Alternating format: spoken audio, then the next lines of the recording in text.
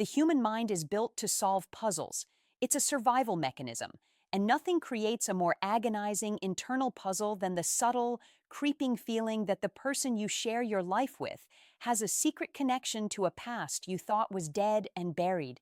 You're not seeing concrete evidence, no smoking gun, just faint wisps of smoke in the distance. But the pit in your stomach knows the fire is still burning somewhere. That feeling, gentlemen, is the worst kind of relationship torture. It's the unique agony of knowing your present reality is being subtly contaminated by a ghost from her past. You're being asked to live in a state of cognitive dissonance, where what she says doesn't quite line up with what she does. And if you're here, it's because you've already picked up on those whispers. You're already doing the work of the detective, and frankly, you deserve clarity. This isn't about becoming paranoid. It's about honoring your own intuition. Your gut feeling is a highly evolved pattern recognition system. When your partner is talking to an ex, they don't just betray your trust, they often betray their own normal, loving behavior first. We are going to cut through the denial. We're not here to be angry or accusatory. We are here for a brutal, psychological reality check. We are going to isolate the 7 most common, most destructive, and most undeniable signs that your girlfriend is not only talking to an ex, but that she is beginning to emotionally prioritize that connection, and critically, how a high-value man handles that discovery. The 7 psychological signals of a secret reconnection. 1. The security blanket phenomenon. The first and most immediate sign is a sudden, extreme shift in her phone habits. I call this the security blanket phenomenon. She didn't used to care where her phone was. It could be on the coffee table face up while she took a shower. Now, it's never out of her reach. It's face down. It follows her to the bathroom. If you innocently reach for it, maybe to check the time or change the music, she exhibits a lightning-fast, disproportionate defensive reaction. She snatches it away or freezes. The psychological insight. This isn't just about privacy. It's about secrecy protection. The ex is, in that moment, a source of emotional validation she's decided to keep separate from your relationship. The phone becomes a vault. Her defensiveness is a direct measure of her current guilt, and the value she places on keeping that secret connection viable. She's not just protecting her phone, she's protecting the fantasy of that reconnection. Your dignified response. Do not demand to see the phone. Do not accuse her. Instead, observe and make a mental note of the pattern. When she gets overly defensive about her phone, simply look her calmly in the eye and say, "That was a really quick reaction. Is everything okay?" If she deflects with anger, "You're paranoid," you have your first piece of evidence that a wall is being built. Second, the memory landmines. She starts casually dropping anecdotes or referencing inside jokes that only make sense in the context of her past relationship. We call this the memory landmines. This isn't the occasional unavoidable mention of a previous life event. This is a subtle, unprompted reintroduction of the ex's name or a story about something they did into your current conversations. She might say, "Oh, that's funny. Ex's name always used to say that." Or, "I remember when X's name and I were trying to do that years ago." The psychological insight. She is testing the emotional waters and minimizing the guilt. By integrating the X into your shared reality, she makes the X feel less like a hidden secret and more like an old friend or a benign memory. More dangerously, she is subtly seeing how you react to the presence of the X in the conversation. She's trying to normalize the relationship in her own mind and in yours to ease the moral burden of talking to him. Your dignified response. Do not get jealous or immediately angry. The appropriate response is a flat, emotionless clarification. Say, "Why do you keep bringing his name up?" Or, "It seems like you've been thinking about your past a lot lately. Is there something you wanted to discuss?" You are not fighting. You are simply forcing the subject out of the shadows and onto the table. A genuine, committed partner will immediately recognize this boundary and correct the behavior. A guilty one will become defensive or dismissive. 3. The validation gap. Suddenly, the things you do for her, the compliments, the support, the attentiveness, don't seem to land anymore.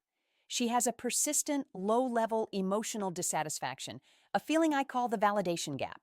She's seeking a different kind of emotional nourishment, one that you, by definition, cannot provide. She might become strangely critical of your efforts, or she might simply seem distant and ungrateful.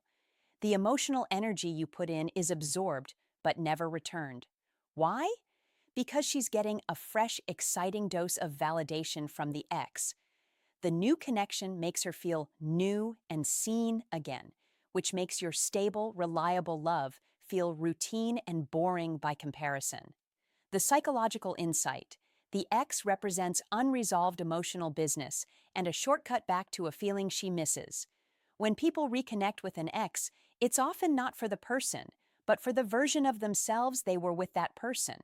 Your girlfriend is seeking the high of being flirted with or the comfort of being understood instantly. Your stable love is being devalued because it is safe, not because it is insufficient. Your dignified response: stop chasing. Stop trying to fix her mood with more effort. Withdraw your emotional energy slightly. Give her the space she seems to crave. When she comments on your sudden distance, simply state, "I've noticed a change in our connection, and I'm respecting that space. Let me know when you're ready to re-engage fully." This is a powerful, self-respecting move.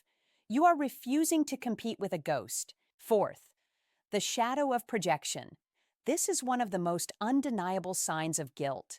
I call it the shadow of projection. She starts accusing you of the very behavior she is engaged in. She becomes hypervigilant about your phone, or she might ask pointed, suspicious questions. "Who were you texting just now?"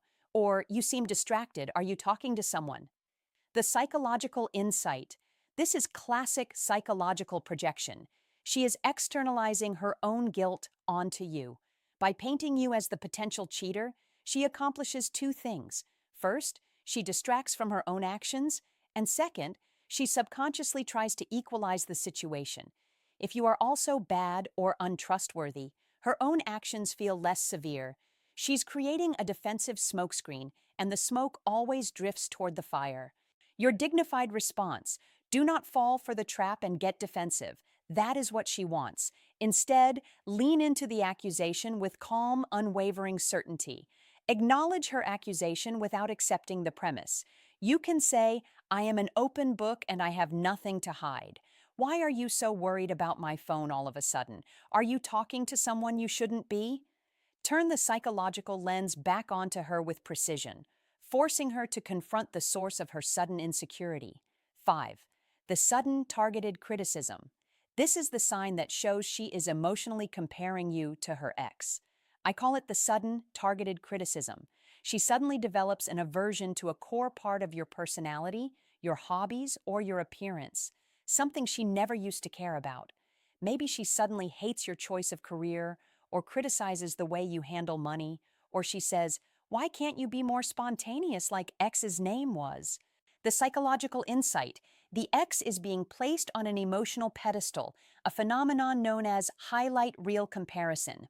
She is only seeing the best version of the X, the filtered, idealized version presented in text messages, and using that phantom ideal to criticize your real, flawed human self. The criticism isn't about you. It's a symptom of her desire for the ex's qualities and a way to justify to herself why the current relationship is failing to satisfy her. Your dignified response. Your job here is to refuse to be resized. Do not change yourself to fit her new criteria. When she targets your behavior, simply state, "That's a new complaint. I'm happy with who I am and how I handle things. I won't apologize for being me." If you have a larger issue with our relationship, be direct. You establish a boundary. "My self-worth is not up for negotiation." Sixth, the boundary erosion test. This sign is about seeing how much she can get away with. It's the boundary erosion test. She starts making unusual exceptions for the ex. Maybe she claims she has to meet him for coffee just to talk because he's going through a tough time. She creates a narrative that exempts the ex from the normal rules of your relationship, rules that would apply to any other male friend. The psychological insight. This is a test of your self-respect and power in the relationship. She is seeing if you are a man of conviction or a man who can be manipulated by her appeals to sympathy or her claims of innocence. If you allow the erosion of this fundamental boundary, you send a clear message. My comfort is secondary to your emotional needs, even when those needs involve your ex. Your dignified response. This is a moment for a non-negotiable conversation. Sit her down and calmly, clearly state your boundary. I respect your past, but I will not be in a relationship where you are having one-on-one, secretive emotional meetings with an ex-boyfriend. That's a fundamental boundary for me. You need to decide which relationship you are willing to honor fully. No yelling, no ultimatums, just a statement of your personal terms. 7. The loss of shared future. Planning. The most devastating sign, and often the final clue before things truly break, is the loss of shared future planning. When you talk about a vacation 6 months from now, or moving in together, or even a simple holiday plan, she is vague. She might change the subject or use non-committal language. There's a sudden absence of the easy, automatic we and us when discussing the future. The psychological insight. She has created space for an alternative reality. Her subconscious mind is hedging its bets. She can't fully commit to a future with you because she is holding open the door to a potential future with the ex. Her inability to plan isn't absent-mindedness. It's a profound emotional withdrawal of her investment in your shared narrative. She is unwilling to lie to you about the future because she has already begun to doubt your place in it.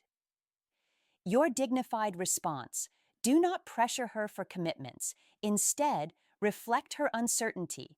If she is vague about the future, you become vague too. When she mentions a future event, simply say, "We'll see where we are by then." Begin to quietly and autonomously plan your own future, giving yourself options that do not depend on her presence. This is how you reclaim your power, by showing that your life is vibrant, purposeful, and fully formed, regardless of the choice she makes. Gentlemen, this is not a manual on how to catch a cheater. This is a framework for how to choose yourself. A low-value man turns these signs into an interrogation. He stalks, he begs, he becomes emotional, and he ends up confirming her worst opinions of him. He validates her decision to look elsewhere. A high-value man uses this information as data. He recognizes the emotional betrayal that has already occurred, even if it hasn't reached the physical stage. Emotional cheating is often more corrosive because it dissolves the very foundation of intimacy and trust. If you observe 2 or more of these signs consistently, you are no longer dealing with a paranoid fantasy. You are dealing with a relationship that has, for her, already been mentally downgraded. Your ultimate, most powerful move is not to beg for her to stop talking to the ex. It is to reclaim your peace. Approach her calmly, armed with your observations, not your emotions. You must be prepared to say, "I see the change in you. I respect that you need to figure things out, but I cannot be the holding pattern or the safe landing zone while you explore a past connection. I deserve a partner who is 100% committed, and right now you aren't her. I wish you well, but my self-respect requires me to step back." This is the moment where you choose dignity over denial. The truth is, you can't lose someone who is committed to you. You can only lose someone who was always looking for an excuse to leave. Let her go and create space for the woman who won't need a past validation to feel worthy, because your presence will be enough. Trust your intuition, maintain your peace, and walk away with your head held high. That is the ultimate display of self-respect.